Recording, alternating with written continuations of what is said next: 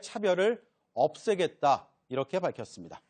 네, 그런데 이 논란이 사실은 군대 내 동성애 문제로 시작이 됐잖아요. 홍준표 후보가 토론 도중에 동성애가 국방 적화시킨다라고 했는데 이게 근거가 있습니까? 당시 토론하면서요, 홍준표 후보의 그 발언에 대해서 문재인 후보도 동의를 했습니다. 그런데 동성애와 군 전력의 상관관계를 확인할 근거를 찾지 못했습니다. 그나마 유추해 볼 수 있는 자료가 바로 군 형법인데 92조 6에 보면 군인끼리의 이런 행위를 처벌한다고 되어 있습니다.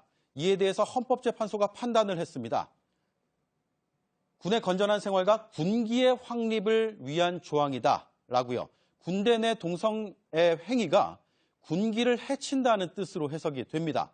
하지만 이 조항은 지나치게 자의적이다라는 이유로 헌법재판관의 위헌 의견이 서서히 늘고 있는 추세입니다.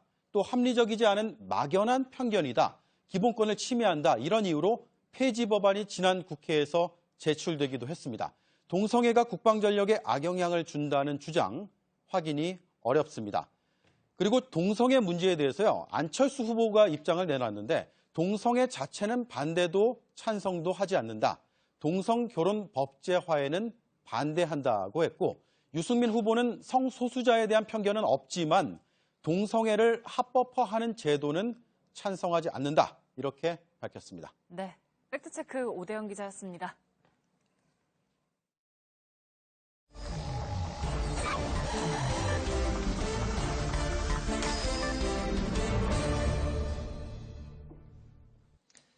예, 비하인드 뉴스 시작하겠습니다. 정치부의 박성태 기자가 나와 있습니다.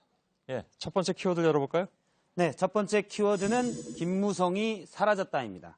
예. 네, 오늘 김무성 바른정당 선대위원장이 입장문을 하나 냈는데요. 예. 본인의 탈당설, 중대 결심설 등이 있는데 이는 전혀 근거 없고 사실 무근이라고 밝혔습니다. 예. 이런 입장문을 낸 거는 탈당설 자체가 있었다는 건데요. 그럴 만한 이유가 좀 있습니다. 예. 지금 사진 하나 볼 텐데요. 지난 4월 21일 날 유승민 후보의 자전거 유세 장면입니다. 옆에 김무성 위원장이 즐거운 표정으로 자전거를 타고 있습니다. 예. 그런데 닷새 뒤인 26일 유세 사진을 보면은 김무성 위원장이 없어졌습니다. 예. 김무성 위원장은 21일 이후로는 22일부터죠. 유세에 전혀 참여하지 않고 있다고 합니다. 이 때문에 사진이 아주 딱 증명을 하는군요. 이 때문에 유승민 후보와 김무성 위원장의 거리가 좀 멀어진 것 아니냐 이런 얘기가 나왔습니다. 근데 탈당설은 근거 없다고 김무성 위원장이 직접 밝혔고, 또 그 이혜훈 의원이 좀 가까운 편이라면서요? 예, 그렇습니다. 예, 그런데 들어봤습니까? 이제 유세는 같이 안 하고 탈당설은 없다. 그래서 이게 어떻게 된 얘기냐? 그래서 김무성 후보와도 좀 가깝고 이혜훈 의원과는 아주 가까운 이혜훈 의원에게 직접 물어봤습니다. 유승민 후보와는 아주 가까운. 예, 유승민 후보와는 아주 가까운 이혜훈 의원에게 사실 확인을 좀 물어봤습니다. 그랬더니 지난 24일 바른정당 의총에서 김무성 위원장이 상당히 곤욕을 치렀다고 밝혔습니다. 유승민 후보를 공격하는 목소리들이 많았는데 이를 막았었다고 했고요. 그런데 특히 김 위원장과 가까운 모모모 의원들이 주로 유승민 후보를 흔들어서 이 때문에 마음고생이 심했을 것이라고 말했습니다. 그러니까 이 말은 김무성 위원장과 유승민 후보의 거리가 전혀 멀어지지 않았다는 얘기인데요. 그런데 당 일각에서는 김무성 위원장이 아마 지금 단일화 물밑 작업을 좀 하는 것 같다. 이런 얘기도 꾸준히 나오고 있습니다. 뭐 후보 본인은 뭐 절대로 그런 일 없다고 엊그저께 토론에서 이미 얘기했습니다. 그리고 후보가 동의하지 않으면 단일화는 없다라고 딱 못을 박아버렸기 때문에 그럼 김무성 의원은 다시 나와야 되는 게 아닌가 싶기도 하고. 알겠습니다. 다음 키워드는요? 다음 키워드는 홍준표 잡는 조원진으로 잡았습니다. 이게 어떤 얘기입니까? 먼저 홍준표 후보 얘기부터 하면 상당히 공격력이 강한 대선 후보입니다. 최근 유세에서 문재인 후보에게는 거짓말을 한다. 그리고 안철수 후보에게는 박지원 대표가 상황이다. 또 유승민 후보에게는 배신자다. 이 말만 반복적으로 하고 있습니다. 어제부터 나온 유세의 네 곳에 가도 거의 비슷한 표현들을 썼는데요. 이런 작전은 거친 표현을 반복적으로 쓰면서 특정 후보에게 특정 이미지를 심어줄 수 있는 겁니다. 미국 대선 당시에 당시 트럼프 후보가 주로 써서 효과를 좀 봤다는 겁니다. 근데 뭐 조원진 후보가 어떻게 홍 후보에게 뭐 천적입니까 그러면? 홍준표 후보가 이렇게 공격력이 센데 홍준표 후보가 당하는 그런 쪽이 있습니다. 바로 자유한국당이죠. 자유한국당에서 탈당해서 새누리당으로 간 조원진 후보인데요. 사진 하나 볼 텐데요. 지금 사진 김진태 의원이 오늘 새벽에 올린 사진입니다. 조원진 후보가 춘천에 찾아와서 같이 만나서 얘기를 했는데 홍준표 후보로 단일화를 하자 이런 얘기를 하니까 조 후보가 홍 후보는 신뢰가 없어서 만나는 것은 의미 없다 이렇게 얘기했었다고 합니다. 그러면서 뭐 해장국은 맛있었는데 만남은 씁쓸했다라는 김진태 의원의 얘기입니다. 그래서 조원진 후보는 요즘 홍준표 후보에 대해서 상당히 공격을 많이 하고 있습니다. 믿을 수 없다라는 말도 계속하고 있고요. 또 오늘 유세에서는 재판받고 있는 홍준표 후보가 당내 경선을 통과해 대선 후보가 된 것도 잘못됐다. 이런 주장도 하고 있습니다. 이에 대해서 홍준표 후보 측은 사실 다른 후보 측에 대하면 맞받아 쳐야 되는데 홍준표 후보 측은 신경 쓰지 않겠다라고 답하고 있습니다. 알겠습니다. 마지막 키워드는요? 네, 마지막 키워드는 동성애의 화들짝입니다. 각 캠프가 그렇죠, 사실. 사실 정의당 빼놓고 정의당하고 자유한국당은 뭐 명확하게 입장이 있는 편이고요. 사실 성소수자 문제가 대선 이슈로 이렇게 부각이 됐는데요. 성소수자 문제는 인권 문제와 결부돼 있고 또 기독교 중심의 보수층 표심과도 결부돼 있기 때문에 특히 진보 측과 보수층 표심이 다 필요한 문재인 후보와 안철수 후보에게는 상당히 예민한 문제였습니다. 앞에 리포트에서 잠깐 저희가 다뤘는데 두 후보가 모두 입장을 냈죠, 오늘. 그렇습니다. 그런데 논란은 25일 JTBC 대선 TV 토론에서 됐는데 오늘 입장을 냈습니다. 이틀이 늦어진 거죠. 그래서 선대위 관계자에게 물어봤는데 먼저 민주당에서는 이 문제가 예민해서 빨리 정리를 하기로 선대위에서 의견이 모아졌었다고 합니다. 그래서 어제 입장을 내려 했는데 그 전에 이제 성소수자들이 항의하는 일이 벌어지면서 마치 급조해서 입장을 내는 것 같아서 못 내고 오늘 방송기자클럽의 초청 토론회에서 질문을 하면 열렸는데 질문이 없도 입장을 못 냈다. 그래서 오후에 냈다 이렇게 발표를 했습니다. 입장 발표가 미뤄지면서 뭔가 문제가 있는 것 아니냐라는 의혹이 있었는데요. 사실 지난 20일 있었던 한 기독교 단체가 주최한 토론회에서 차별금지를 강화해야 된다. 이런 입장을 문재인 후보 측이 내기도 했었습니다. 안철수 후보 측은 당의 입장하고 후보 입장이 뭐 좀 다르다는 얘기가 나왔는데 그건 어떻게 됐습니까? 앞서 말했던 지난 20일에 있었던 토론회에서 나왔던 건데요. 당시 안철수 후보를 대신해서 문병우 최고위원이 토론회에 참석을 했는데 이때 동성애도 반대, 동성혼도 반대, 상당히 강경하게 얘기를 냈습니다. 그리고 실제 입장을 내는 데 있어서 당은 동성애 자체도 반대하는 목소리가 높았다고 합니다. 그래서 결론을 내는데 좀 시간이 걸렸었는데요. 그런데 어제 안철수 후보가 송금주 수석 대변인을 만나서 입장을 직접 밝혀도록 해야 되겠다. 그런 의지를 냈었고 오늘 제주에서 기자들을 만나서 답변을 했습니다. 하지만 차별금지법 제정에 찬성하냐 이 질문에는 답을 하지 않았습니다. 그런가요? 알겠습니다. 박성태 기자였습니다. 잘 들었습니다. 내일 강원 영서에만 비가 조금 오겠고 전국이 대체로 맑고 건조하겠습니다. 자, 소셜 라이브, 페이스북 라이브를 통해서 뉴스 끝나고 바로 지속이 되는데 오늘은 밀착 카메라 팀이 모두 나와 있습니다. 잠시 후에 만나보시길 바라겠습니다. 여러분, 저희들은 내일도 최선을 다하겠습니다. 고맙습니다.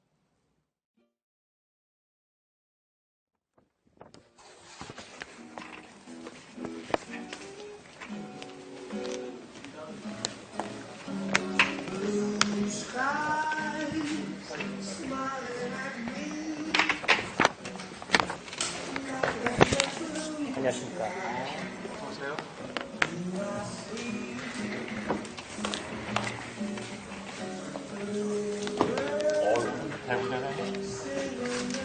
제가 드릴게요. 자, 소셜 라이브를 시작하겠습니다. 밀착 카메라 팀이 제가 예고해드린 대로 나와 있습니다. 제일 기다렸어요, 정말. 아, 정말요? 네. 왜냐하면 그래? 밀착카메라 기자들은 출연을 하는 일도 없고 이렇게 뵙기가 어려운데 기다렸습니다. 언제 나오시나? 본인이 앵커 멘트를 하기 때문에 그런 거 아닙니까? 그런 거랑은 상관없나요? 맞습니다. 아무래도 앵커멘트를 하기 때문에 더 밀착 카메라에 대한 애정이 좀 더 있을 것 같은데요. 맞아요. 애정이 많아요. 뉴스룸의 핵심이죠. 밀착카메라. 네, 맞아요. 누가 뭐래도 뭐 사실이죠.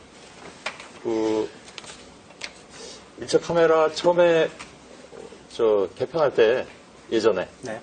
밀착 카메라가 처음 생겨날 때, 제가 하자고 그랬어요. 예. 그래서, 이거 얼마나 갈까. 또 왜냐면 힘드니까. 현장을 이렇게 매일 쫓아다니면서 짧은, 예를 들면 1분 반짜리 리포트도 아니고, 한 4분 가잖아요, 그죠? 네. 4분 가는 리포트를 매일 해야 될 수 있을까라고 생각을 했는데, 그 당시에 강신우 기자하고, 지금 국제부로 가 있죠. 그리고 회사를 떠난 김관 기자하고 두 사람이 했는데, 너무 힘들다고 해서 이제 한 사람을 더 추가해서 세 사람이 요즘은 뛰고 있죠. 박소연 기자는 현재까지 가장 오랫동안 밀착 카메라를 지켜온 기자입니다. 얼마나 했죠? 제가 처음에 들어온 게 2016년, 2015년 모르는구나. 저도 가물가물할 정도로. 가을이었더라고요. 저희가 그래서 세보니까 오늘까지 방송한 게 470회였어요. 근데 제가 첫 방송을 한 게 그 횡성한우로 첫 방송을 했는데 그게 167회 때 제가 그때 방송을 했더라고요. 네. 그래서 지금 세 번째 여름 횡성한우 때 굉장히 횡성에 계신 분들이 네, 많이 일부 항의도 좀 하시고. 네, 항의를 굉장히 많이 받았습니다. 예. 그리고 취재 내용은 뭐 다 인정을 하셨고요. 그때 예. 좀 더 뭐 횡성한우 추적에 그러니까 횡성한우 진짜 횡성한우라는 거를 좀 더 공인하기 위해서 좀 예. 더 보완을 하겠다라는 게 그런 답변을 많이 받았습니다. 개선을 좀 이끌어낸 거군요. 네네. 예. 갑자기 왜 우리가 한우 얘기를 이렇게 오래 하게 되는지. 아무튼 하여간 현재까지는 터줏대감입니다. 조금 아까 나왔던 안지연 기자하고 같이 했었죠? 네, 안지원 예, 기자 예. 지금 정치부에 있는 고석승 기자랑도 한동안 많이 하다가요. 예. 이제 지금 뉴 멤버로 김도훈 기자와 그리고 손광균 기자가 예. 지난해 12월부터 투입됐습니다. 예. 김도훈 기자는 좀 비춰봐 주실래요? 예. 현장에 나가면 기자인지 형사인지 잘 모른다고 많은 사람들이 헷갈리는 무섭게 생긴 기자. 그러나 전혀 무섭지 않은 착한 기자입니다. 그리고 손광균 기자는 손광균 기자를 이름을 얘기할 때마다 굉장히 칼로리 소모가 많이 돼요. 맞아요. 긴장해요. 발음하기가 어려워서 손광균. 저도 태어나서 처음으로 방송국 들어온 이후에 개명을 해야 될까 좀 고민한 적도 있습니다. 너무 발음을 어려워하셔서 네. 저만? 거의 제가 보기에는 네, 다른 사람은 안 그랬어요? 저도 어렵던데. 좀 더 나은 것 같고요. 그래요? 네. 몇 번 틀렸죠, 제가? 예. 예. 그래서 뭐, 방송 중에 손광균 기자가 저한테 카톡 보낸 적 있어요. 제대로 발음하시는 날 뭘 사주겠다고 그랬던가. 제가 고기 사드리겠다고. 근데 아직까지 고기를 못 사드리는. 무슨 얘기? 나는 그래 틀리지 거의 없어. 근데 먼저 보내오신 건 사실 손 선배가 내가? 예. 2013년 9월쯤에 제 이름 처음 발음 잘못하시고 예. 제 기사 나갈 때 문자로 미안하다. 그때도 송광균아라고 이렇게 이응 받침으로. 알았습니다. 그럼 미안합니다. 저희 부모님도 발음 제대로 못하셨어요. 예. 그냥 다들 힘들어하는 이름인 걸로. 그나저나 오늘 밀착 카메라 팀이 모처럼 나왔습니다. 처음 아닌가요? 네, 처음 나왔습니다. 뉴 멤버로는 처음 나오고요. 지난번에 고석승 기자랑 한번 나온 적이 있습니다. 예. 오늘 어떤 얘기를 할 겁니까? 손광균 기자.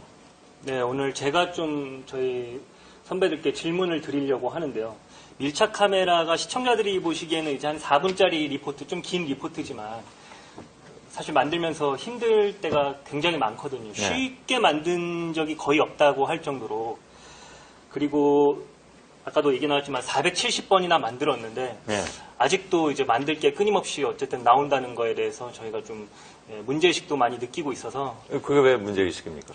좋은 거지. 밀착 카메라를 10번 만들면 거의 전국에 있는 문제점은 다 훑었다는 느낌도 드는데 예. 아직도 이제 그동안 저희가 문제를 지적했던 게 계속 반복해서 되풀이하면 새로운 게 문제로 나오거나 그런 일들이 있어서 이게 밀착 카메라가 없어지는 날이 우리나라가 좀 좋아지는 날이 되는 거 아닐까. 예.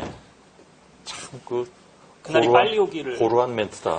그날이 빨리 오길 바라는 마음에서 예. 해봤습니다. 예. 구태의연한 멘트 같지 않아요? 많이 구태의연했네요. 죄송합니다. 예. 미안합니다. 뭐 안나경 앵커한테 질문할 게 있다면서요? 안나경 앵커한테요? 예. 지원해 주시지 말고. 갑자기. 제가 궁금해요. 지금 470번이나 했다고 했고, 그러면 밀착 카메라 그 주제를 선정할 때 송광균 기자는 어떤 기준으로 주로 이제 선정을 하는지. 제가 제일 우선시하는 거는 방송에 가급적 안 나와야 되는 거. 시청자분들이 방송으로 본 적이 없어야 되는 거. 네. 그러니까 신문 기사로는 본 적이 있다 치더라도 방송으로는 본 적이 없어야 되기 때문에. 예를 들면 지난번에 까마귀 쫓아갔을 때? 까마귀 쫓아갔을 때는 제가 양심 고백을 하자면 그 전해 겨울에는 좀 방송에서 일부 나갔었는데 아, 그래요? 겨울이 12월이 지나면 당연히 내려갈 줄 알았던 까마귀들이 1월이 지나도 있었기 때문에 이제 네. 저희는 이제 해가 넘겨서도 계속 까마귀들이 나온다. 그렇게 해서 이제 찾아갔었던 거고요. 네. 제가 까마귀 똥도 그때 맞긴 맞았었는데 흰색 똥이 아니라서 시청자분들이 잘 안 보일까봐 그거는 이제 따로 언급은 안 했었습니다. 예. 보람 있었던 거는 예. 대나무 숲에 낙서를 했던 거.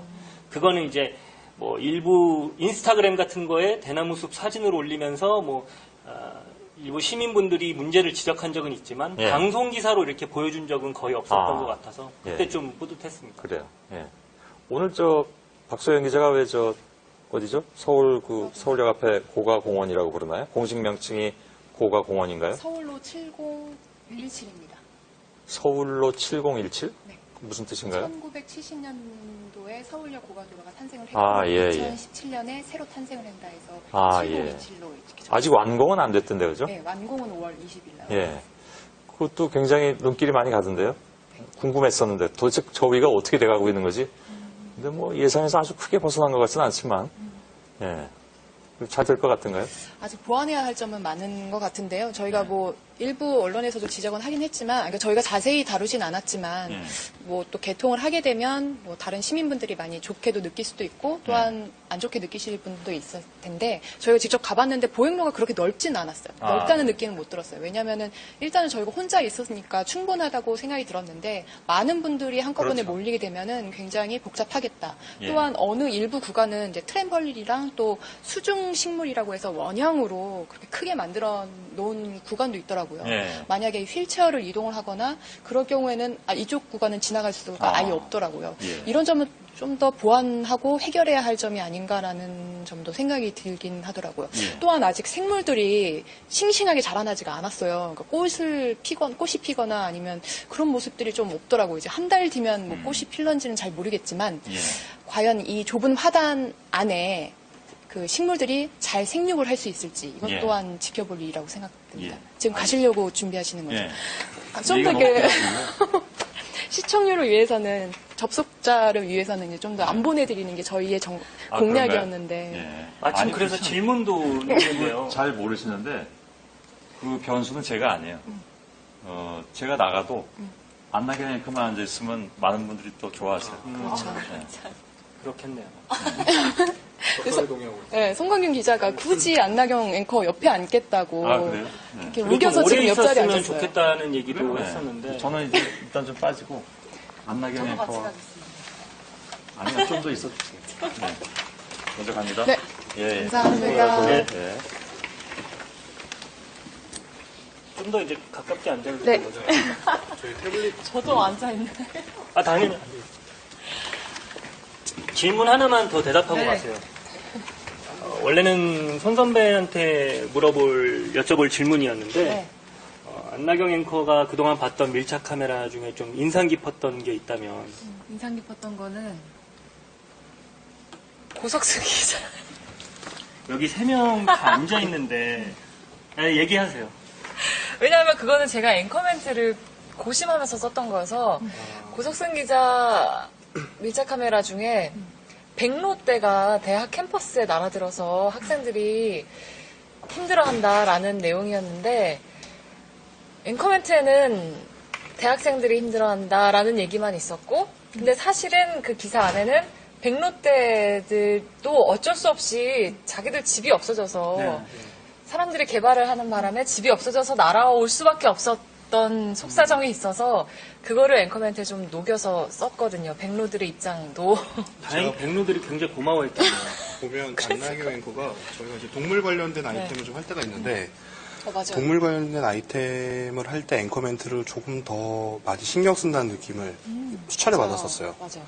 네, 뭐 관심이 많아서. 폐쇄를 앞둔 동물원 얘기를 할 때도 그렇고, 뭐 수원 도심에 나타난 들개 때도 하고 이게 맞아요. 모두 우리 사람들의 잘못이 아닌가 생각을 한다는 그런 앵커 멘트를 보면서 고민이 상당히 깊구나 네, 고민이 그런 생각을 깊고, 해봤습니다. 네, 관심도 많고. 관심 많은 것 치고는 새 멤버들에 대한 아니 광균 선배 거 중엔 포켓몬고. 반응이 뜨거웠었죠. 포켓몬고는 어떤 부분이 포켓몬고를 잡은 그 화면이 잡혔잖아요. 마지막에 네, 그게 이제 핵심이 아니었나요? 의도하지 않은 장면인데 너무 잘 잡혀서 마치 제가 밥 먹고 포켓몬고만 하는 것처럼 보일까봐 밥 먹고 포켓몬고만 하는 게 아닐까라는 하는 그런 글도 의혹이 수없이 많이 제기가 됐고 실제로 물어보기도 했잖아요. 근데 실제로는 어플리케이션 깔기만 하고 해보질 않았었어요. 그래서 제가 좀 금손 같다는 생각을 그때 좀 했었습니다. 대답 잘하셨어요. 밀착 카메라 자주 나왔으면 좋겠어요, 저는. 앞으로도 잘 전달해 주길 바랍니다. 네. 뒤로. 저희가 처음 나오다 보니까 네, 어떻게 해야 이런 게, 될지 의자도 공간 의자 안 구성도 어떻게 해야 가져가는군요, 될지 잘 안나경 모르겠어요. 앵커가. 이러다 보니 제가 가운데 앉게 네. 됐네요. 이게 제가 그렸던 큰 그림이었어요, 정말? 사실. 저희가 준비한 제 옆에 있네요. 가운데에서 혹시 네, 들어주시겠어요? 알겠어요. 이게 마이크를 그러면 이렇게 하시고 이게 저희가 원래는 안지연 기자랑 또 고석순 기자랑 같이 했었잖아요. 근데 이 두 남성이 저희 밀착방에 들어오다 보니까 진짜 어느 날은 숨이 막히는 거예요. 갑자기 산소가 부족하다는 느낌이 들어서. 그래서 원래는 저희 작가님 3분이랑 기자 3명, 그리고 인턴 2명이 있는데 갑자기 산소가 부족하다는 느낌이 든 거예요. 그래서 이제 아무래도 이제 등치가 되게 크다 보니까 그래서 저도 자연스럽게 이제 문을 열게 됐거든요. 두 분한테 말을 안 했지만 나중에 가서 얘기는 하겠지만 또 최근에 또 맡은 냄새는 또 뭐냐면 아침에 출근을 하는데 상남자의 냄새가 확 드는 거예요. 아무도 없는데. 그래서 이게 수컷의 냄새가 이렇게 나는구나. 그래서 얼마 전에 공기청정기를 새로 달아달라고 건의를 했더라고요. 되게 공기청정기를 달던가 아니면 사무실에 샤워실을 놓던가 거의 그런 수준으로 너무 냄새에 대한 컴플레인을 많이 하시니까 되게 굉장히 든든합니다. 두 분의 저희가 굳이 변명을 하자면 저희 밀착 카메라 사무실에 총 8명이 앉아있잖아요. 8명이 앉아있는데 남성은 저하고 송 기자하고 딱 2명입니다. 네. 근데 단 2명으로 이렇게 존재감을 뽐낸다니. 그리고 저희도 할 말이 있는 게 근원이 저희가 아닐 수도 있어요. 그렇죠. 그건 맞아요. 확실히 그건 말씀을 맞습니다. 드리고 이제 맞아요. 시청자분들이 오해하실 수도 있으니까. 맞아요. 네. 그러면 이거는 송강균 기자가 준비했는데 제가 드릴게요. 네. 네, 질문은 이제 제가 막내지만 제가 좀 짜봤습니다. 인사를요? 네. 시청자 여러분께 인사를 해주시죠. 페이스북 시청자 여러분 안녕하세요. 저희 밀착 카메라 소셜 라이브 2부에 오신 것을 환영합니다. 저희 2부는 이제 밀착 카메라 기자들끼리 만들면서 느꼈던 애로사항이라든지 아니면은 보람이 있었던 순간 혹은 악플을 받았던 순간 뭐 이런 것들에 대해서 공유를 좀 하려고 합니다. 조금 저희 진행이나 대화가 좀 어색하고 중구난방이어도 저희가 처음이라 그런 거니까 좀 많이 이해해 주셨으면 좋겠습니다. 저도 좀 소개도 해도 될까요? 예, 소개 제 이름은요 박소연 기자라고 합니다. 저는 이곳에서 이 세 분들 가운데 아까 전에도 말씀드리긴 했지만 2016년인지 2015년인지 헷갈렸는데 2015년 9월에 첫 방송을 시작한 박소연 기자입니다. 옆에는요? 네, 안녕하세요. 저는 6개월 만에 인사를 드리는 것 같네요. 작년 10월 1차 촛불 집회 때 청계천 광장에서 페이스북 라이브를 진행을 했고요. 지금 6개월 만에 그 사이에 저는 이제 연말에 밀착 카메라 팀으로 오게 됐습니다.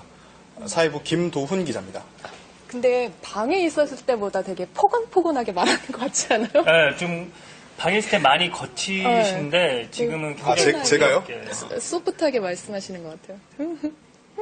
일단 그럼 준비해온 첫 번째 질문입니다. 이 밀착 카메라를 만들면서 시청자분들한테까지 전달이 안 되는 저희만의 좀 애로사항이나 좀 어려운 부분들이 있는데 박선 선배 제일 오래 계셨으니까 가장 어렵게 느끼는 부분이 어떤 건지 좀. 전 아직도 너무 어려운 게 아이템 선정하는 게 굉장히 어려워요. 그러니까 일단은 아이템 선정 과정을 잠깐 짤막하게 설명을 드리자면 아이템을 저희 작가님이랑 같이 의논을 합니다. 1차적으로 의논을 하고 사전 취재를 해요. 이게 과연 현장에 나가서 저희는 이제 1분 30초가 아니라 4분을 채워야 하니까 이게 뭐 조금 맞구가 아니고 뭐라 해야지? 구성이 나와야 됩니다. 그래서 어떻게 구성을 할 것인지 1차적으로 논의를 하고, 그 다음에 이제 저희 보조 데스크한테 1차적으로 한번 컨펌을 받고, 이제 부장한테 이제 컨펌을 받고 이제 나가게 되는 거죠. 근데 아직도 어려워요. 저는 몇 회를 계속 했는데도 과연 이게 이야기가 될까? 현장에 나가면 우리가 기대했었던 목소리를 들을 수 있을까? 또한 섭외도 너무 어렵기 때문에 저는 아직도 너무 어려운 일입니다. 하면 할수록 더 어려우시죠? 많이 했으니까 그걸 겹치지 않게 또 새로운 아이템을 찾기도 해야 맞습니다. 되고. 김동훈 선배는 어떠세요? 저도 거의 1분 30초짜리 만드는 부서에 있다가 3분 반, 4분을 만들어야 되니까 일반 뉴스의 거의 2배 반에서 3배 정도 길이잖아요. 그만큼 그림도 더 많이 촬영해야 되고 더 많은 현장의 목소리를 담아야 되다 보니까 처음 나왔을 때 지금도 마찬가지지만 요즘 말로 멘붕이었죠. 이걸 다 어떻게 어디서 어디까지 찍어야 되는지. 그래서 같이 나간 촬영 기자들이 많이 힘들어했습니다. 제가 계속 닥달해서 잠시도 쉬지 못하게 계속 이것도 찍어주세요, 저것도 찍어주세요, 이것도 찍어주세요. 그래서 그것보단 더 거칠게 얘기하셨죠, 현장에서는? 그렇지는 않습니다. 네. 네. 그런 게 좀 애로사항으로 기억이 됩니다. 진짜 밀착 카메라는 현장에 나가서 돌발 상황에 대비를 해야 되기 때문에 그 카메라 촬영 기자랑 호흡도 굉장히 중요한 것 같아요. 카메라 기자나 뭐 VJ 카메라 그리고 작가님 그리고 저희 뭐 인턴 기자들이 아니면 사실 만들기가 쉽지 않은 저희만으로 만들기 쉽지 않은 부분이 있는 것 같아요. 저 같은 경우에 제일 어려웠던 때는 이게 저희의 이름을 바꿔 나가는 건 아니지만 저희 3명만 돌아가면서 만드는 거다 보니까 저희 가족 할아버지 상을 당했을 때 이 방송을 피할 수가 없어서 그때도 이제 취재를 하고 짬짬이 빈소에 들렸다가 또 현장에 갔다가 하면서 만들었는데 그때 이제 뭐 가족분들한테도 미안하고 또 좀 현장에서도 집중을 잘 못해서 그때 좀 힘들었었습니다. 그럼에도 불구하고 방송은 좀 잘 만든 것 같아서 결국 제 미담 얘기로 이 질문은 끝내요. 참 시청자분들이 그거 궁금하시는 게 있는데 보통 밀착 카메라 같은 경우는 카메라 워킹이 되게 역동적이잖아요. 카메라에 무슨 비밀이 숨겨져 있는 거 아니냐, 무슨 특수한 렌즈를 쓰는 거 아니냐라고 물어보시는 분들이 간혹 있는데 좀 크게 하셔야 돼요. 네, 그거에 대한 얘기를 우리 박수영 기자가 짧게 해주실까요? 와이드 렌즈. 네, 저희는 와이드 렌즈를 장착해서 하고요. 카메라가 원래 본체가 되게 굉장히 무거운 걸로 알고 있습니다. 몇 킬로 정도 되죠? 12kg 정도 된다고 지금 계시는 우리 제일 밀착 카메라도 굉장히 많이 나간 우리 뭐라 그러죠? 굉장히 잘 아실 텐데. 그리고 또 와이드 렌즈가 더 무겁지 않아요? 그렇죠. 또 그게 고가라고 하더라고요. 그래서 많이 교체를 해서 이렇게 촬영을 하고 있습니다. 와이드 렌즈 덕분에 우리가 현란하게 이렇게 왔다 갔다 하는 카메라 워킹에서도 시청자분들이 보실 때 덜 피곤해 보이고. 와이드 렌즈가 흔들림을 조금 방지해주는 기능이 있다라고 들었습니다만 어떻습니까? 아니에요? 그렇진 않아요. 그렇진 않다고 합니다. 아마도 현장에서 저희 안심시켜 주시려고 그렇게 설명을 해주신 것 같아요. 두 번째 질문으로 넘어가도 되죠. 만들었던 기사들 중에 가장 주변 반응이라든지 온라인에서라든지 반응이 뜨거웠던 기사들 생각나시는 게 저 먼저 할까요? 저는 가장 최근에 했던 것 중에 지하철에 설치된 휴대폰 충전소가 이제 잘 고장이 나서 저희가 이제 조금 시민분들이 이걸 더 조심하게 쓰고 남들을 배려해가면서 쓰면 좋지 않겠냐는 취지로 기사를 만들었었는데 댓글이 네이버 기준으로 한 1,700개가 달렸었어요. 제 예상보다도 좀 많이 반응을 보여주셨는데 물론 그 중에는 제 취지와는 반대하는 목소리들도 많이 있으셨고 그 중에는 이메일로 그거는 이제 기계 자체를 좀 더 튼튼하게 만들었어야 되는 거 아니냐라는 질문도 해주셨어요. 근데 물론 그 말씀이 많이 맞고 실제로 이제 제작사에서도 이제 더 튼튼하게 만들려고 준비는 하고 있지만 당시 저희가 현장에서 취재하면서 봤던 것들은 누가 봐도 좀 그 사용상에 좀 과감하게 이렇게 흔적들이 보였다는 것. 그래서 뜨거운 반응을 보여주신 거에 대해서 좀 많이 놀랐던 그런 기사가 인상에 남습니다. 그러셨군요. 어떻습니까? 저는 크게 두 가지가 기억에 남는데 첫 번째는 1월에 나갔던 노량진 공시생들 얘기인데요. 그 노량진 차디찬 길거리에 이제 책상을 펴고 공부하는 공시생들 얘기였어요. 저희가 실제로 반신반의하면서 나갔는데 새벽 2시, 3시부터 그때가 영하 한 12도, 13도 정도 됐었는데 실제로 그렇게 100명이 넘는 친구들이 공무원 시험을 준비한 친구들이 앉아있고 바닥에서 공부를 하는 건데 그 이유는 강의실에서 좋은 자리를 차지하기 위해서 강사 바로 앞자리를 차지하기 위해서 그렇게 치열하게 누가 시키지 않아도 스스로 열정적으로 하는 그런 광경들이었는데 그걸 지켜보면서 새벽 내내 아침에 해가 뜰 때까지 지켜보면서 마음이 저도 상당히 되게 무겁고 짠하기도 했어요. 저도 개인적으로 2007년, 8년도에 취업이 잘 안 돼서 방황을 했던 시기도 있었던 터라 힘이 되고 싶었고 그리고 다행히 그 방송이 나오고 나서 해당 학원 측에서 그 추운 곳에 떠는 친구들을 위해서 천막과 난로를 제공했다고 저희한테 밝혀와서 상당히 좀 뿌듯했던 그런 게 있습니다. 박수현 선배 하나 더 얘기하실 거 있나요? 하나 더는 엊그제 월요일 날 나갔던 그 연희동 숲길공원에서 길에서 술 드시는 분들이 많고 쓰레기도 많고 음주로 인한 소란도 많다는 건데 제가 그 월요일 기사 말미에 이렇게 클로징을 했습니다. 앞으로 계속 이렇게 쓰레기 더미가 많아지고 음주 소란이 잦아지면 앞으로 공원에서 술을 못 먹게 될지도 모릅니다라고 말씀을 드렸는데 왜 못 먹게 되느냐고 질문을 많이 해주셨는데 제가 그 얘기를 지금 드리려고 합니다. 이게 작년 6월에 서울시의회에서 건전한 음주문화 조성에 관한 조례안이 발의가 됐어요. 지금 10달 정도 지났는데 바로 내일 28일 오후에 서울시의회에서 본회의 상정을 앞두고 있습니다. 내용을 간략하게 말씀드리면요. 서울시 내 모든 도시공원과 놀이터에서 음주를 하지 못하도록 하는 것이고 음주를 하다 적발할 때 최대 10만 원의 과태료를 부과할 수 있게 한다. 이런 내용인데 약간 조정이 됐다고 합니다. 그러니까 단순히 술을 마시는 것보다는 이제 음주 행위로 소란을 일으키고 주변에 많은 민폐를 끼치는 경우에 대해서 과태료를 부과할 수 있게 한다. 그래서 내일 오후 2시쯤에 서울시의회에서 이 조례안 통과 여부가 결정이 되는데 6개월 정도 공포 기간을 지나서 이제 시행이 되면 앞으로 어떻게 될지 지켜봐야 될 것 같습니다. 네. 저는 개인적으로 많이 기억에 남는 보도는 500원 순례길이 가장 기억에 많이 남는 것 같아요. 2015년, 이거는 한 2번 정도 방송을 했었거든요.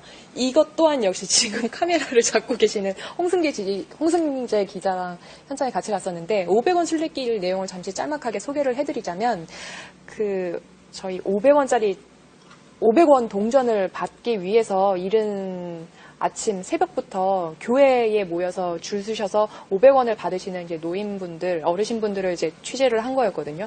그거를 보도하면서 내가 알고 있었던 대한민국의 현재의 모습이 이런 단면도 있구나 이런 생각도 들고 굉장히 많은 생각이 들게 했었던 장소였던 것 같아요. 그리고 그때 정말 정말 잊지 못할 한 할머니를 만났는데 이제 그분은 멀리서 봐도 어떻게 지내시는지 이야기를 물어보고 싶을 정도로 등이 굉장히 굽고 게다가 몸이 조금 불편한 손자랑 길을 걸어가시더라고요. 그래서 정말 설득해서 저희 할머니 댁에 한 번만 가보면 안 되냐. 그래서 할머니 댁에 가서 이야기도 들었는데 사연이 되게 슬펐어요. 자식들을 미리 보낸 상황이어서 이제 몸이 아픈 손자까지 혼자서 이제 키울 수밖에 없는 상황이었는데 그거를 저희가 한 번 더 하면서 그 할머니를 찾아뵌 적이 있었거든요. 근데 두 번째 보도에도 많은 시청자분들이 도와주고 싶다고 어떤 방법을 통하면 도와줄 수 있느냐 이렇게 문의를 굉장히 많이 하셨어요. 메일로. 그래서 할머니께 이렇게 여쭤봤죠. 이렇게 문의가 오는데 어떻게 하는 게 좋으시겠냐 했더니 해서 이렇게 직접적으로 도와주신 분도 계시더라고요. 그래서 굉장히 고맙다고 얘기를 좀 꼭 전해달라고 그 할머니께서 말씀하셨습니다. 네, 굉장히 감사합니다. 저희 방송의 순기능이네요. 혹시 저기 보고 계신 분들께서 저희한테 질문이 있으시거나 뭐 의견 같은 게 있으시면 바로 저희한테 얘기를 해주세요. 다음 질문으로 넘어가 보겠습니다. 반응 중에 좋은 의미로, 그러니까 주변 사람들이나 방송을 본 주변 사람들이나 누리꾼분들이나 시청자분들이 올린 반응들 중에 좋은 의미로 여러분들 기억에 남는 게 뭐가 있는지 좀 여쭤보고 싶습니다. 저는 밀착이 되게 여러 군데를 가잖아요. 전국 방방곡곡을 가거든요. 그래서 저 기자는 되게 부산스럽게 여러 곳 다닌다. 그런 거 댓글 달렸을 때 저는 기분이 좋았던 것 같아요. 열심히 일한다 이런 걸 인정하는 것 같아서. 저는 약간 좀 저희 자랑일까봐 짧게 하면 그 비행기 소음에 대해서 다뤘을 때 그때는 이제 박근혜 전 대통령이 탄핵 인용되기 전이었는데요.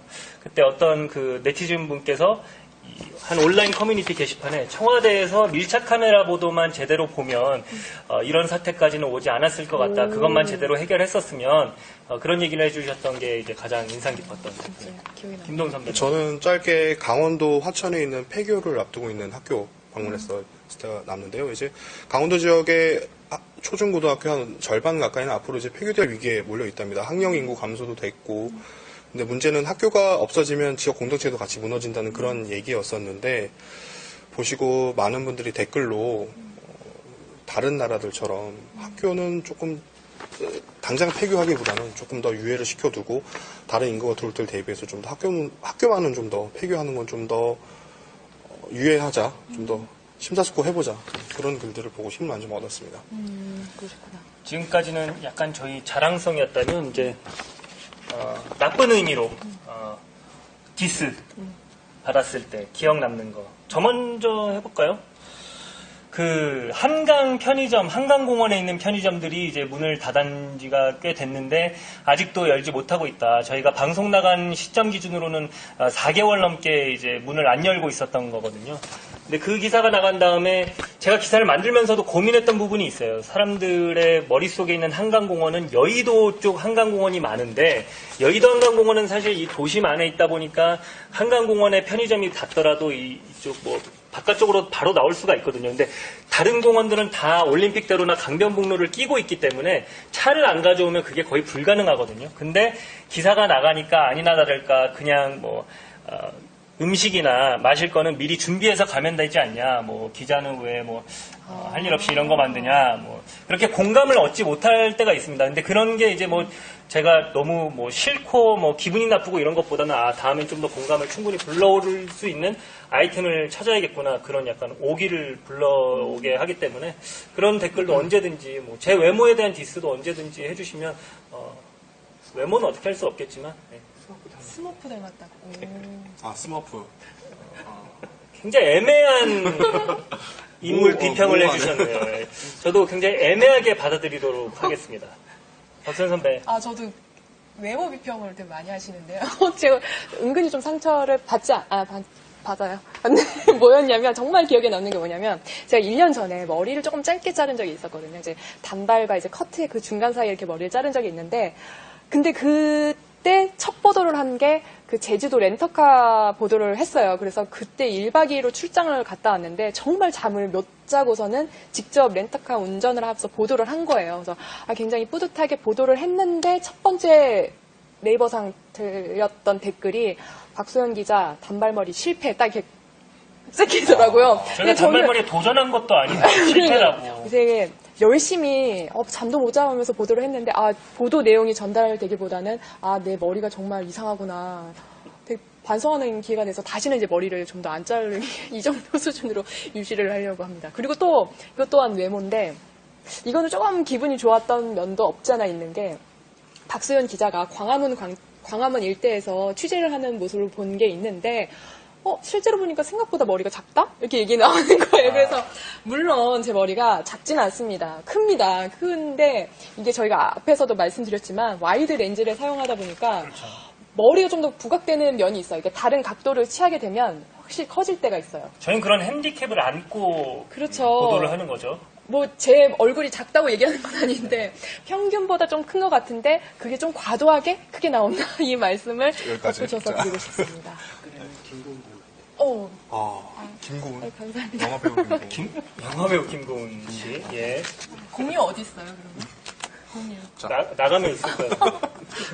김도훈 선배 얘기해 주세요. 저는 뭐 어차피 뭐 밖에 현장에 나가면 사회부 기자 계속 할 때도 기자인지 형사인지 그 항상 경계에 서 있었고 출입처를 가면 이제 의무경찰들, 전경들이 꼬박꼬박 인사를 하고 경찰서 화장실 가서도 이제 경찰관들이 목례를 하시고 그게 항상 이제 어딜 가든지 항상 그게 정말 일상화돼 있었기 때문에 키도 엄청 크잖아요. 키도 크고. 키는 182cm 정도 네. 돼요. 이 등치가 되게 큰데 저희가 밀착이 조금 장점이 있다면 헤드라인을 현장에서 촬영해서 내보내잖아요. 그래서 헤드라인이라는 게 굉장히 짧고 강렬하게 임팩트를 주는 거잖아요. 오늘 보도를 무엇을 할 것이다. 근데 김도훈 기자가 헤드라인을 한번 비 오는 날에 찍은 적이 있어요. 우비를 네. 입었는데 우비가 되게 터질 것 같더라고요.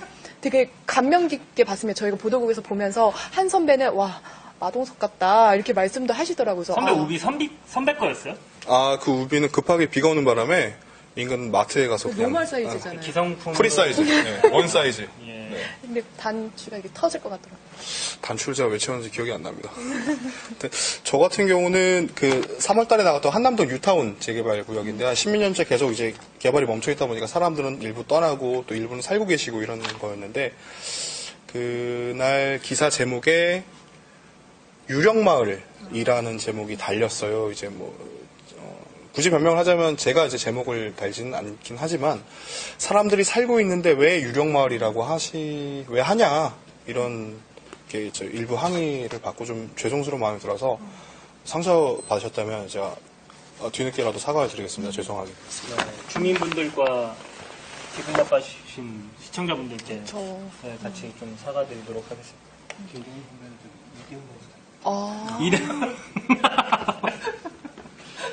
저희가 전혀 생각하지 않았던 근데 너무 어울리는 저는 방금 야구방망이 혹시 있나요? 모 선수 그것도 익히 몇 번 들었던 모 선수요?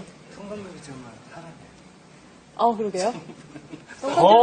사람이 아니에요. 제 기분이 더 자 진행하세요. 손목보 기자. 더 유쾌해지려고 하는데요. 바로 이제 마지막 질문으로 넘어가겠습니다. 저희가 사실 470번, 저는 20번 만들고 이제 더 많이 만드셨지만, 이렇게 많이 만들다 보니까 기억에 남는 NG 장면이라든지 에피소드가 하나씩은 다 있어요. 누구 먼저 얘기해 보실까요? 저요? 네, 먼저. 저희가 밀착이 사실 현장에서 그렇게 환영받는 취재진들은 아닌 것 같아요. 거의 환영 안 받을 때가 더 네, 많죠. 저희는 이제 안 보여줬던 것들을 이제 보여드리려고 하고 또한 기자가 직접 그 일들이 벌어나는 그 현장에 가서 촬영을 하기 때문에 굳이 그렇게까지 해야 되나 야유를 받거나 비난을 받거나 그런 경우도 굉장히 많거든요. 제가 얼마 전에 이제 112 신고도 당했었거든요. 이게 어떤 자초지종을 설명해 드리자면 그 얼마 전에 보도한 그 노후된 아파트 보도를 하러 간 적이 있어요. 근데 그 보도가 무슨 내용이었냐면 우리나라 최초 건설된 아파트에 저희는 내부에 들어가서 그 생생하게 되게 전달해 드리고 싶은 거예요. 그런데 그 아파트 가니까 주민 일동해서 함부로 무단으로 촬영해 가지 마세요라고 경고문이 붙어 있는 거예요. 그래서 그렇다면 이 주민 일동을 한번 만나뵙고 싶다. 그 주민 대표나 과연 누구실까라고 아파트에 들어갔어요. 그랬더니 때마침 한 할머니께서 잘 만났다면서 들어오라고 하시는 거예요. 저희한테. 그래서 저희도 감사합니다 하고서는 할머니 소개에 따라 할머니 댁에 들어갔죠. 그랬더니 그 모습을 본 주민분들이 나오라고 하시더라고요. 할머니가 조금 편찮으시다. 그래서 이렇게 나왔어요. 근데 그때 마침 또한 재개발을 하려고 추진 중인 한 40대 남성분을 그 아파트에서 만났어요. 그래서 그분께서 말씀하시길 촬영을 해도 된다. 다만 일부 좋아하지 않은 주민들도 있을 것이다. 그러니까 이 아파트는 굉장히 오래됐기 때문에 관리하시는 분도 따로 있는 것도 아니었고 주민을 대표하실 분도 따로 계시진 않았어요. 그러니까 저희가 한 분 어떻게 촬영에 대해서 어떻게 생각하고 계시는지 여쭤보진 못했었어요. 근데 일부에서는 촬영에 가는 게 좋다고 말씀을 하시니까 또 본인께서 나는 주민을 대표할 수 있다라고 소개했던 남성분이셨거든요. 그래서 저희는 이렇게 촬영을 하고 있었죠. 그래서 제가 이 아파트가 원형으로 되어 있어요. 원형으로 되어 있었는데 제가 이렇게 스탠딩을 저희가 하잖아요. 계속 스탠딩을 하고 있었는데 뭐 했습니다 했을 때 한층 아래에서 한 아주머니께서 큰 소리로 이게 뭐야 이렇게 소리를 지르시더라고요. 당장 내려오라고. 그래서 이게 이 아파트에 어떻게 들어왔는지 말해달래요. 어떤 아주머니 때문에 이렇게 아파트에 들어오게 됐는지. 그래서는 저희는 또 말씀드릴 수가 없잖아요. 그랬더니 그분께서 이제 112에 신고를 하시더라고요. 그래서 근데 또 저희 우리나라 경찰이 굉장히 빠르다는 걸 느꼈던 게 5분 안에 출동하시더라고요. 한 3분 안에 오셔가지고 저희 이제 자초 지정을 설명을 드렸죠. 여차저차해서 이런 의도로 가장 오래된 아파트가 어떤 모습으로 건설이 됐고 지금은 어떤 모습인지 자세히 보여드리기 위해서 들어왔었다. 그리고 저희는 무단으로 침입한 게 아니라 주민께서 저희를 오라고 하셨고 또한 주민을 대표한다고 말씀하셨던 분께서 촬영도 일부 허가는 하셨던 거다. 이렇게 자초지정을 설명을 하고 이제 갔어요. 가고서는 그래도 이제 뭐랄까 좀 괜히 경찰력을 낭비한 것 같기도 하고 좀 찜찜한 마음도 있고 주민분들이랑 어쨌거나 또 상심하셨던 기분도 있으실 거니까 되게 많은 생각이 들었는데 방송이 나가고서는 그 저희를 신고했던 하나 아주머니는 뭐 고맙다 이렇게 전화를 주시더라고요. 잘 보도해 주셔서 고맙다. 그래서 한편으로는 저 혼자 많이 얘기했죠. 죄송합니다. 그러니까 이걸 보시는 시청자분들도 현장에서 저희를 만났을 때 너무 신고는 안 하셔도 될 것 같아요. 저희가 무슨 뭐 훔쳐가거나 하지는 않거든요. 해치지 않습니다. 해치지도 않고 그 현장을 파괴시키지도 않으니까요. 그런 부분은 걱정 안 하셔도 될 것 같습니다. 김도훈 선배 혹시 저는 3월 초에 그 수도권의 한 큰 도시에 도심이 야산이 하나 있는데 거기에 야생 유기견들이 낳고 자라고 하면서 들개가 된 거예요. 들개가 한 67마리가 산다. 근데 이 들개들을 잡지 못해서 주민들이 불안에 떨고 있고 실제로 위협도 받고 있다. 이제 제보를 받고 나갔었는데 저희가 아마 3월 초로 기억을 하는데 다 촬영을 하고 이제 저녁 때가 됐어요. 근데 땅거미가 지고 야산의 앞에 초입에 서 있는데 이 멍멍이들이 다 산 위로 올라가 버린 거예요. 근데 저희가 이제 마지막 클로징 촬영을 해야 되는데 이 들개들이 좀 보였으면 좋겠는데 전혀 안 보이니까 깜깜한 숲 속에서 혼자 클로징을 해야 되니까 혹시나 하는 마음에 이제 저희가 이 개 짖는 소리를 좀 냈습니다. 밑에서 이렇게 왈왈 하면서 냈는데 아마 저희 촬영 원본에 너무 찾아보면 있을 겁니다. 냈더니 한 5분 정도 열심히 개 짖는 소리를 냈더니 저쪽 편에서 이제 응답을 하더라고요. 그래서 저쪽에서 개들이 짖으면서 저를 보고 이렇게 내려왔는데 그래서 근처로 이렇게 한 5마리가 이렇게 몰려든 거예요. 근데 잘 됐다 빨리 찍어야겠다 하는데 너무 당황하니까 멘트도 또 막 틀리고 계속 NG를 계속 내고 다시 또 갔어요. 막 개들이. 또 개 짖는 소리 또 열심히 막 5분 정도 내가지고 다시 왔는데 이제 저로서는 이제 보시기엔 등치 크고 이렇지만 생명 위협을 느꼈던 거죠. 이 개들이 혹시 나한테 달려들지 않을까. 사람들한테도 달려든다고 하니까. 또 오히려 한 마리 너무 가까이 와서 근접해 있으니까 제가 이제 카메라를 보고 등지고 있는 사이에 혹시 이제 달려들지 않을까.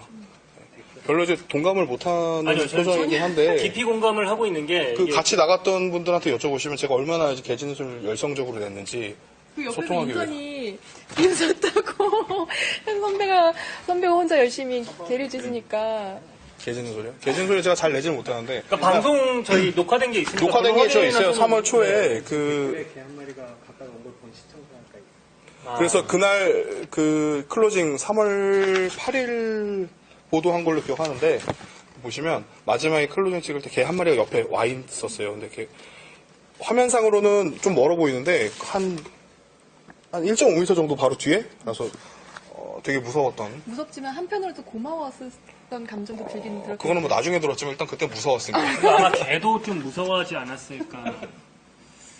일단 이거 시청자분들이 보고 계시니까 혹시 오해하실까봐 저희가 뭐 비속어를 사용한 게 아니라 이 경우에 실제로 개소리를 저희가 낸 거잖아요. 현장에서. 맞습니다. 네. 개소리를 열심히 냈고 그리고 그때 같이 갔었던 저희 인턴 기자들도 이걸 보면서 굉장히 많은 걸 느꼈다고 하더라고요. 나중에 기자를 지원할 때 개소리를 내는 걸 이제 또 어필을 해야 될 수도 있겠구나. 현장에서는 방송은 뭐가 필요한지 모르는 거니까요.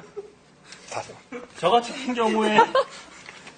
경우에 기억이 남는 에피소드는요.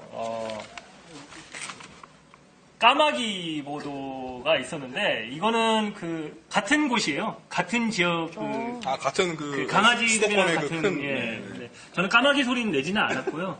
그 오후 6시까지 현장에서 기다려봐도 까마귀들이 그 동네로 날라오지를 않는 거예요. 분명히 전날까지만 해도 저희 제보자분께서 다 촬영한 영상이 있는데 수백 수천 마리가 이렇게 날라오는 영상이 있는데 저희가 간 날 날아오지 않는 거예요. 그래서 혹시나 이 방송을 빨리 취소하고 새 아이템을 찾아야 되나, 방송일이 그때 한 이틀 정도밖에 안 남았던 굉장히 긴박한 상황이었는데 제가 그래서 저희 그 팀원들한테 일단 저녁밥을 먹고 그때까지 없으면 우리가 이거는 빨리 취소를 하자. 그래서 저녁밥을 먹기 위해서 모 대학병원 쪽으로 다들 모이자라고 했어요.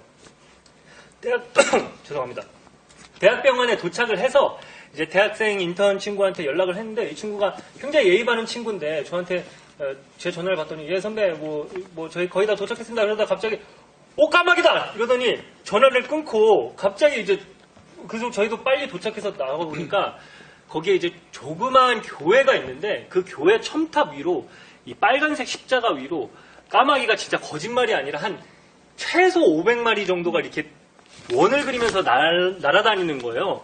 근데 제가 그런 거를 약간 예전에 박찬욱 감독의 그 영화 박쥐 같은 거에서 이렇게 본 그런 느낌이 나면서 정말로 이렇게 제가 뭐 시인을 믿거나 종교가 있는 건 아니지만 굉장히 이상한 기분이 들 정도로 혹시 내가 방송이 못 나가는 거를 이제 걱정해서 까마귀들이 이렇게 도와주나 하는 생각이 들 정도로 이렇게 고마운 마음이 들었고 다행히 그 다음 날에도 저희가 새로운 장비를 들고 찾아갔을 때 또 까마귀들이 약속한 듯이 몇백 마리가 와서 이렇게 아마 방송을 좋아하는 까마귀들이었겠죠. 방송에 나오길 똥도 많이 싸고 그런 까마귀들이었었는데 혹시나 이제 시청자분들께 특히 그 수원시에 사는 시청자분들께 대답을 해드리자면 제가 조류 그 교수님들한테 여쭤보니까 걔네가 그 수원이라는 그 위치가 그 식량을 찾기도 좋고 또 도심 지역은 이 조명들 때문에 따뜻해서 그 전기줄도 많아서 아마 쉼터와 이제 사는 곳으로 적당했기 때문에 거기 많이 오래 머물렀을 거다 이런